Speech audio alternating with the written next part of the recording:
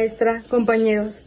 Mi nombre es Kiavet y soy del equipo 5. Mi equipo está conformado por María Fernanda, Yuritsi y Paulina, y nosotros vamos a explicar las generalidades del control.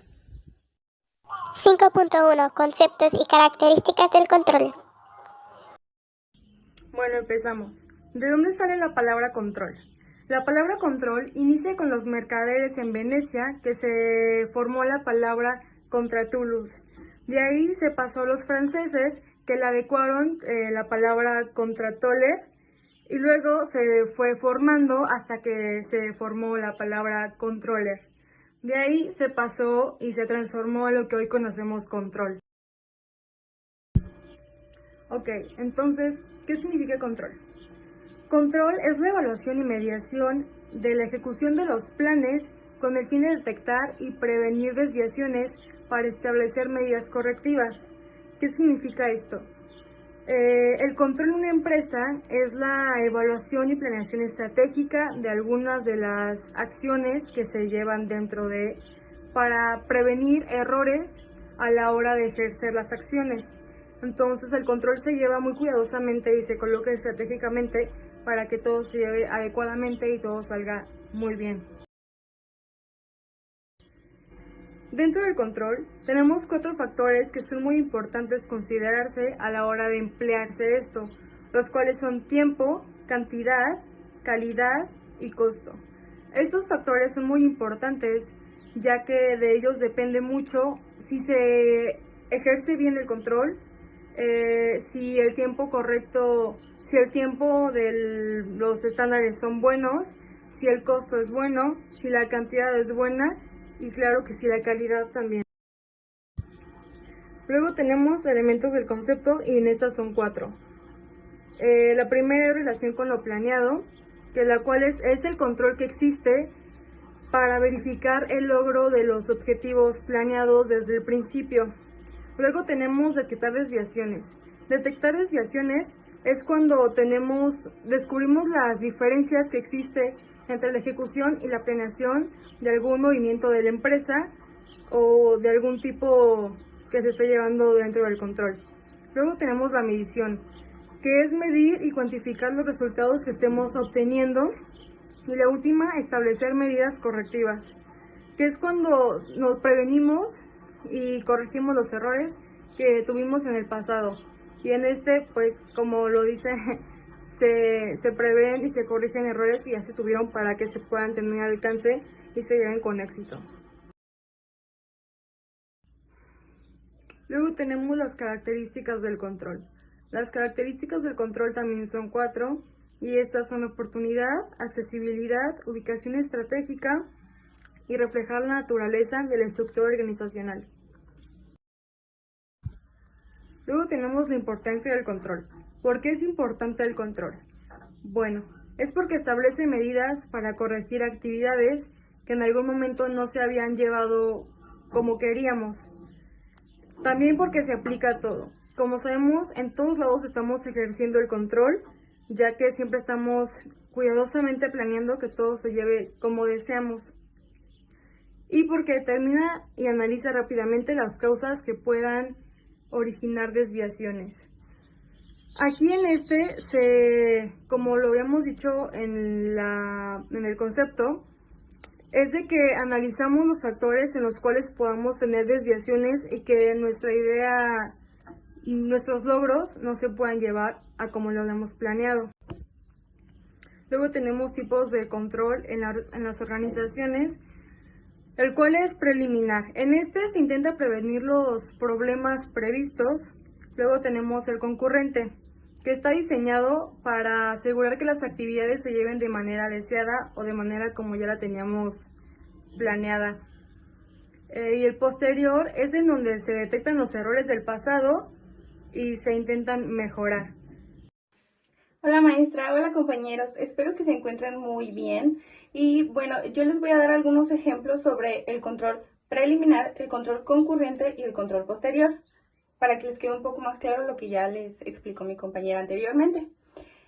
Un ejemplo claro del control preliminar sería, por ejemplo, cuando vamos, por decir un lugar, a las Américas, en una tienda que pues creo que todos conocemos, sería Pull&Bear.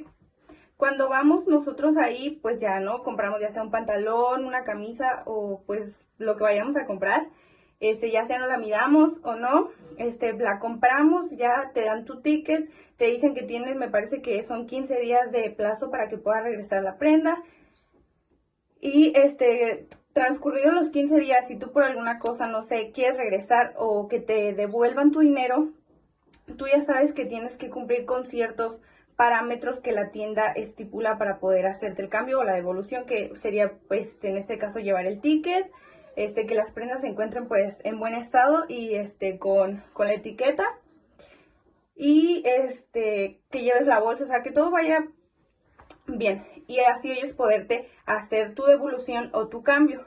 Esto sería un ejemplo de control preliminar, puesto que antes de que suceda o ocurra un hecho así, ellos ya saben y tienen un protocolo que tienen que seguir. Ok, y bueno, un ejemplo de un control concurrente sería, por ejemplo, en la empresa FEMSA, que está aquí en Morelia, que se encarga de producir la Coca-Cola. Ellos, como pues ya saben, tienen maquinarias pues enormes. Hacen constantemente o periódicamente una revisión de estas máquinas, ya sea para que estén limpias, para ver si no están tapadas o para que simplemente estén cumpliendo con su función al 100%. Esto sería un ejemplo de control concurrente porque mientras está sucediendo la acción, están controlándolo para así, por ejemplo, si una máquina está fallando o no está produciendo como se debe, con el control concurrente se detecta a tiempo para no retrasar la producción y para, pues, obviamente con esto no perder ni tiempo ni dinero. Ok, bueno, y un ejemplo claro de un control posterior sería en la empresa Walmart. Hacen corte diario de caja para saber cuánto dinero entró, las pérdidas, las ganancias que hubo durante el día. Para al final del mes, como sabemos, se hace ya sea un balance general, un estado de situación financiera. Se realizan varios informes para saber la situación, pues, económica de la empresa. Esto sería un ejemplo de control posterior. Bueno, ahora les voy a explicar los tipos de controles que hay en una organización. Se identifican dos tipos, el control burocrático y el control descentralizado. El control burocrático se caracteriza por el uso generalizado de reglas, regulaciones, políticas, procedimientos y una autoridad formal. Ok, y el control descentralizado se basa más bien en normas, valores compartidos, y se ilustra más como un tipo de control en donde puedes participar o más dinámico, con un ambiente como más familiar, digamos. Pues la principal diferencia entre ellos pues es básicamente eso, que en el control burocrático está como muy rígido lo que se tiene que hacer. O sea, si tu jefe o tu gerente, lo que sea, te dice a ti, haz esto, tú lo tienes que hacer. O sea, no te van a pedir tu opinión, realmente casi no puedes externar lo que tú opinas, simplemente tienes que acatar las órdenes que se te den. Y en el control descentralizado, puede que tu gerente o tu jefe a lo mejor te dé la oportunidad de dar una idea, de a lo mejor decir en qué te parece, qué no te parece. Y esa sería como pues la diferencia que hay entre un control burocrático y uno descentralizado. Ahora les voy a explicar los principios del control. Se los voy a explicar de arriba hacia abajo en la pirámide que se puede ver en la presentación. Y sería el equilibrio. Pues básicamente es mantener un equilibrio, como lo dice, entre el mismo nivel de autoridad que le dan a una persona. Debe de tener el mismo grado de control para que se mantenga un equilibrio. El segundo serían los indicadores, o también se les conoce como estándares, y estos sirven para evaluar los resultados y así minimizar los errores. El tercero sería la oportunidad o ser oportuno. Un control debe ser oportuno, es decir, que debe de aplicarse antes de que se cometa un error para poder corregirlo. El cuarto serían las desviaciones. Las desviaciones son aquellas que ocurren en relación con los planes, y cuando estas ocurren deben analizarse para poder detectar su origen y así poder evitarlas. El quinto y último sería la excepción, y esto quiere decir que el control debe aplicarse a las actividades más importantes y fundamentales de la empresa con el fin de reducir costos y tiempo. Ahora les voy a explicar las cualidades de un control efectivo. Una de ellas sería la calidad de la información, y pues esto básicamente es que la información debe ser clara y precisa, con el fin de evitar malos entendidos. La segunda cualidad sería la planeación, es decir, que si un plan exige cierto o determinado nivel de calidad, el control debe estar encaminado a cumplir y acatar el plan. La tercera cualidad sería la objetividad, y esto quiere decir que para que un sistema de control sea objetivo, debe ser transparente y debe de medir los parámetros que sean relevantes para la empresa. El número 4 sería la flexibilidad. Un control debe ser flexible, puesto que cuando las fuentes dejan de reflejar la situación real, los gerentes deben de ser capaces de adquirir y aplicar otras fuentes de información. Por último, tenemos los aspectos económicos.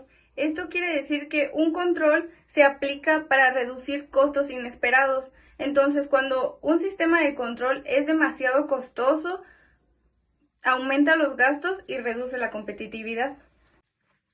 Por último, les voy a explicar las técnicas del control. Estas son las herramientas de la planeación, y dentro de su clasificación, las más importantes o representativas serían los sistemas de información. Dentro de ellos encontramos los sistemas de evaluación, como lo son los reportes o informes, los archivos o las estadísticas. Espero que me haya dado a entender, que tengan un excelente día y pues que estén muy bien. Muchas gracias.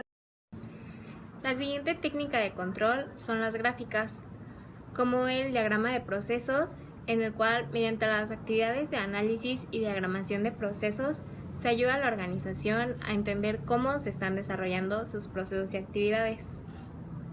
En el diagrama de procedimiento es la representación gráfica del flujo de datos a través de un sistema de información.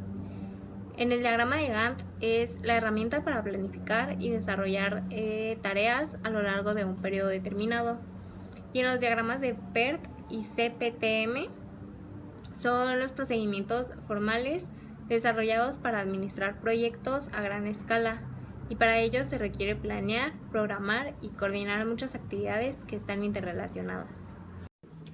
Otra de las técnicas de control son los métodos cuantitativos, en el cual tenemos las redes, que son gráficas que representan algún tipo de flujo en sus ramales, como por ejemplo, una gráfica cuyo flujo en sus ramales sea la electricidad es una red eléctrica.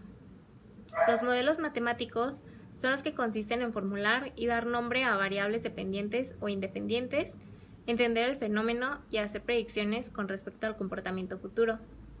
Las investigaciones de operaciones son la ciencia que desarrolla todo un conjunto de métodos cuantitativos fundamentados científicamente que pueden ser utilizados en el proceso de toma de decisiones. La estadística es la técnica especial apta para el estudio cuantitativo de los fenómenos de masa o colectivos. El cálculo probabilístico es el conjunto de reglas que determinan si un fenómeno se puede producir. Y la programación dinámica es la que tiene como finalidad encontrar una solución de un problema de optimización en forma secuencial.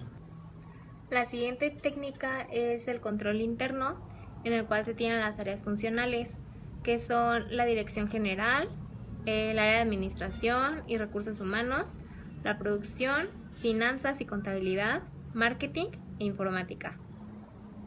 El siguiente son los sistemas de evaluación, en el cual tenemos la auditoría, que es el examen de algún proceso, mecanismo o sector para ver cuál es su rendimiento, y se aplica al área administrativa, financiera, de calidad, de sistemas informáticos y a todas las áreas funcionales.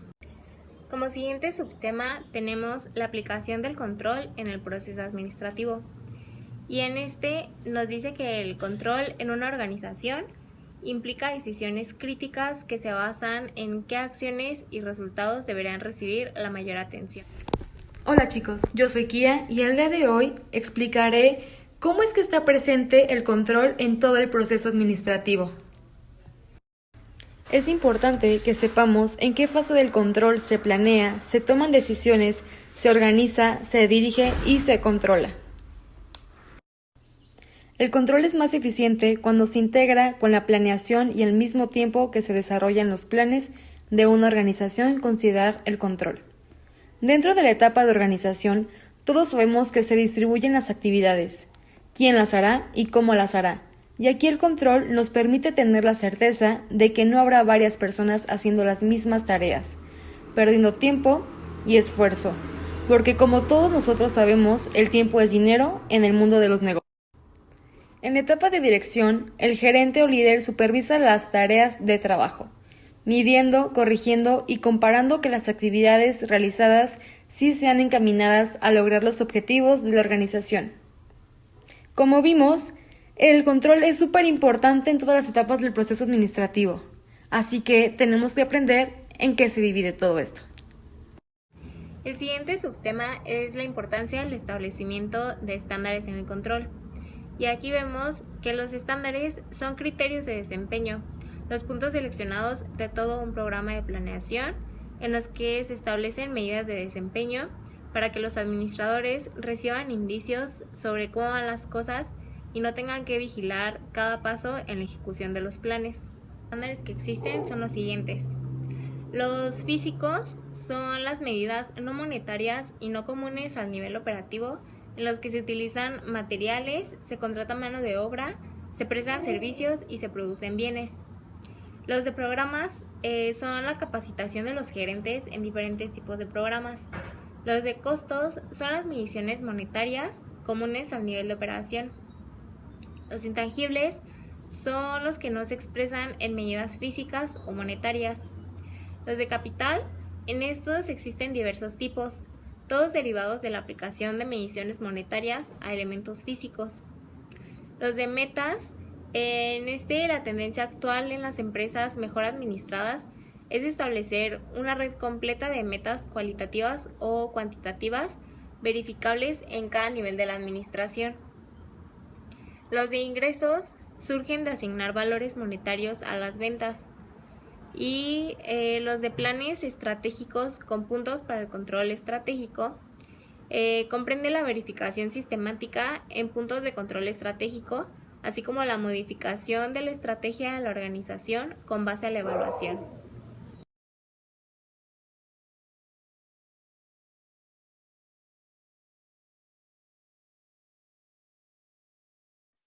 La medición consiste en medir la ejecución de los resultados mediante la aplicación de unidades de medida, que éstas ya fueron definidas de acuerdo con los estándares establecidos. En esta diapositiva se pueden observar 3 fases, en la cual consiste en lo que se debe de medir, cómo medirse y cuánto medir. La primera trata acerca de los objetivos que fueron planteados al inicio del proceso de planeación. ¿Cómo medir? Se refiere a medir todos los eventos o elementos que suceden y que se deben de adoptar al diseñar un sistema de control. ¿Cuánto medir? Esto se refiere a que las mediciones pueden ocurrir en 3 momentos: antes, durante y después. La segunda es comparación. Aquí se comparan las actividades con las normas de desempeño. Es decir, todas las actividades que ya estaban planeadas, cómo se llevaron a cabo, en cuánto tiempo, si hubo algún percance, algo así que modificara las cosas como ya habían estado planeadas.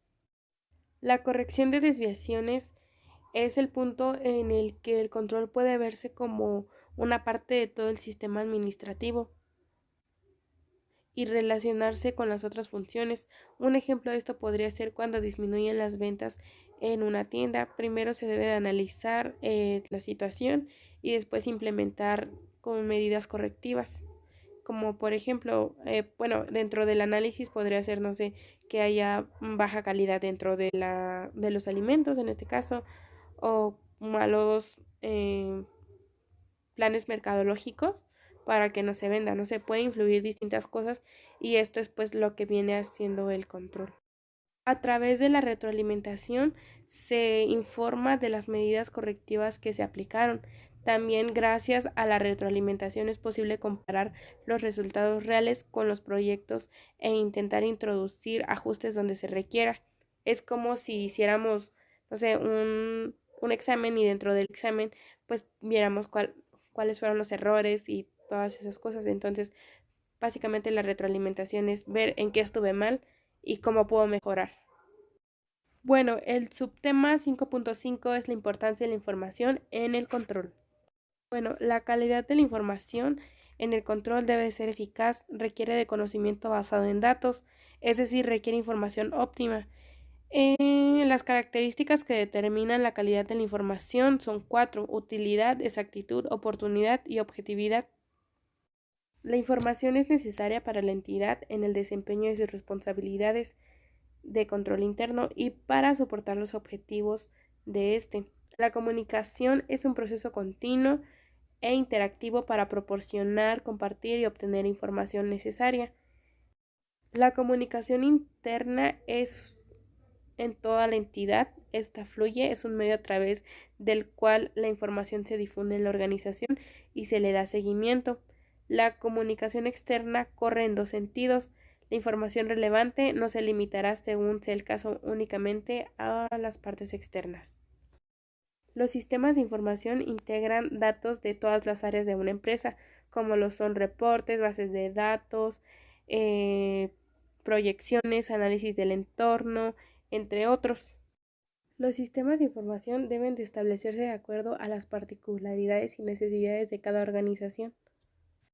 Además de tomar en cuenta las necesidades de cada empresa, también hay que ver el costo-beneficio que va a tener esto para la empresa. Si es algo muy costoso y la empresa aún no se encuentra accesible para comprar un sistema de información de esa cantidad de dinero, entonces va a ser más como una pérdida hasta cierto punto que una ganancia. Hay que recordar que toda la información dentro de la organización es importante y sobre todo que esta información debe de ser relevante, debe de ser real, debe estar basada en números estadísticos. Les hablaremos sobre un caso práctico de cómo se lleva a cabo el control interno en Burger King. Para iniciar, sabemos que Burger King es una cadena de establecimientos de comida rápida estadounidense, con sede central en Miami, Florida, presente a nivel internacional y especializada principalmente en la elaboración de hamburguesas. Hoy, Burger King es la segunda cadena más grande de comida rápida después de McDonald's. Cuenta con más de 300,000 empleados en 11,000 restaurantes dispersos en más de 65 países. Se venden a 15 millones de clientes en todo el mundo, 1.7 billones de Whoppers al año, lo cual significa más de 4 millones diarios. En la visita llevada a cabo por los alumnos de la UNAM se pudieron detectar los siguientes controles. 1. Control de estacionamiento. Tenían un control de boletos para lugares disponibles, 200 plazas, es decir, áreas de discapacitados, automóviles y motocicletas. Tenían un control de establecimiento, es decir, un control de horario, de 8 de la mañana a 11 de la noche, con 50 mesas y 10 para área de fumadores. Tenían un control de cajas, 4 cajas correspondientes al flujo de clientes. Su control para la entrega de comida es: paso 1, ordena y recibe tu ticket. Paso 2, entrega de charola con comida. Paso 3, entrega de vasos. Está también el control de personal, que es de 5 a 6 personas en cada turno para atender al cliente. El control de uniforme del personal consistía en la gorra, playera, gafet, mandil, y en el caso de Autoburger se cuenta con un intercomunicador. Es así como podemos ver que dentro de este caso práctico se han empleado los controles que les hemos estado manejando en nuestra exposición. De forma general, podemos decir que el control se enfoca en evaluar y corregir el desempeño de las actividades de los subordinados para asegurar que los objetivos y planes de la organización se estén llevando a cabo. En el caso práctico anterior, más adelante podrán comprenderlo de una mejor forma, puesto que nuestro tema son las generalidades del control. Más adelante mis demás compañeros les explicarán acerca de más a fondo sobre este tema. Por parte del equipo 5, esto ha sido todo. Les agradecemos su tiempo de escucha. Esperemos que todos se encuentren bien. Gracias.